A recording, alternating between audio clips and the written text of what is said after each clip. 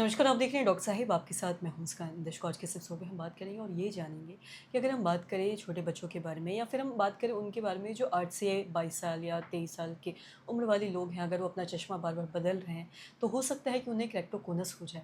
आज हम इसी बारे में तमाम चीज़ों पे बात करेंगे और ये जानेंगे कि केरेक्टोकोनस क्या है और साथ ही अगर बार-बार आप अपना चश्मा बदल रहे हैं, तो क्या ये किसी बड़ी बीमारी का भी कारण बन सकता है आँखों में? जिसके बारे में तमाम जानकारी लेने के लिए आज हमारे साथ मौजूद है बिहार के जाने-माने नेत्र रोग विशेषज्ञों में से एक डॉक्टर विजय शर्मा। सर नमस्कार, बहुत-बहुत स्वागत है आपका। नमस्ते मुस्कान जी। आपसे सर जानना चाहेंगे, अगर हम बात करें केरेक्टोकोनस के बारे में या फिर कोई अपना बार-बार चश्मा बदल रहा है, तो क्या इससे कोई बड़ी बीमारी हो सकती है आँखों में, खासकर 8 से 12 22 साल के लोगों में? देखिए ऐसे जो अगर बच्चे बार-बार अगर उनके चश्मे का पावर चेंज हो जा रहा है, यानी कि अभी -1 था, फिर -2 हो गया या सिलिंड्रिकल पावर जो मेनली होता है, वो अगर बार-बार अगर चेंज हो रहा है, तो इसको केरेटोकोनस के लिए स्क्रीनिंग करना ज़रूरी है। केरेटोकोनस एक ऐसी बीमारी होती है, जिसमें कॉर्निया हमारा थिन होके कोन शेप्ड हो जाता है और बाद में वो समटाइम से रप्चर भी हो जाता है।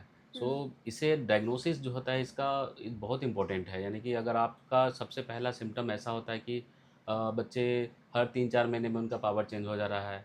वो जब भी बाहर जा रहे हैं तो देखने में उनको दिक्कत हो रही है, धूप में निकलने में उनको दिक्कत हो रही है। और दूसरा जो कॉर्निया होता है एक अलग शेप्ड का हो जाता है, कोन शेप्ड का हो जाता है, तो इमेज भी उनको डिस्टॉर्टेड इमेज भी देखने को मिलता है। तो ऐसे हमको कैसे पता करें कि इनको केरेटोकोनस है?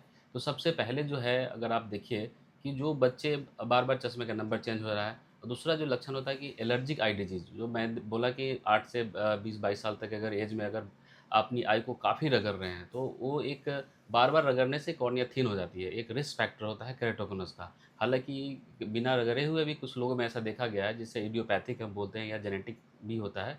सो केरेटोकोनस जेनेटिक भी हो सकता है। तो मैंने बताया कि कॉज हो गया, जैसे इसके पकड़ मतलब कैसे जल्दी इसका आइडेंटिफ़िकेशन किया जाए। अगर कॉर्निया अगर काफ़ी थिन हो गया, अगर आँख रगड़ते-रगड़ते काफ़ी थिन हो गया, तो उस स्टेज में तो इसके ट्रीटमेंट काफ़ी डिफ़िकल्ट होते हैं, लेकिन अर्ली स्टेज में इसको हम रोकथाम कर सकते हैं।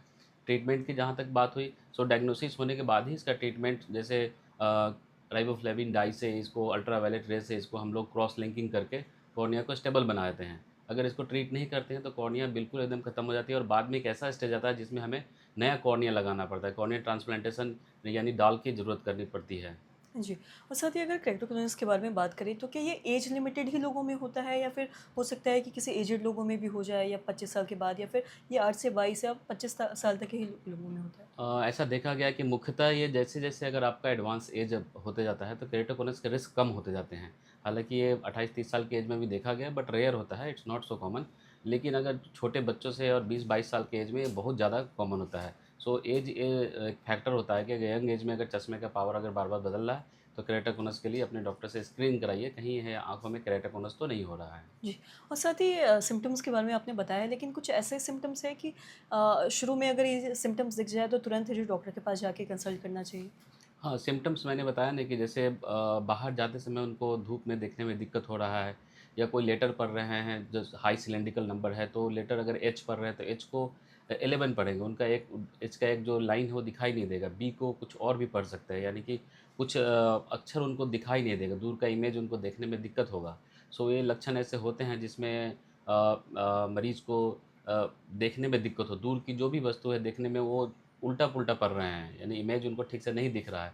तो एक इनिशियल लक्षण होते हैं और दूसरा लक्षण मैंने बताया कि ये चश्मे का नंबर इनका बार-बार बदल जा रहा है। जब भी जा रहे हैं अपने चश्मे का चेक कराने, उनका नंबर चेंज हो जा रहा है, बढ़ जा रहा है उनका नंबर। तो ऐसे केसेस को माना जाए कि ये लक्षण ही है केरेटोकोनस का। जी, बहुत-बहुत शुक्रिया तमाम जानकारी देने के लिए। तो आशा करती हूँ दर्शकों की जो तमाम जानकारी है आपके लाभदायक रही। तो आज की इस वीडियो में इतना ही।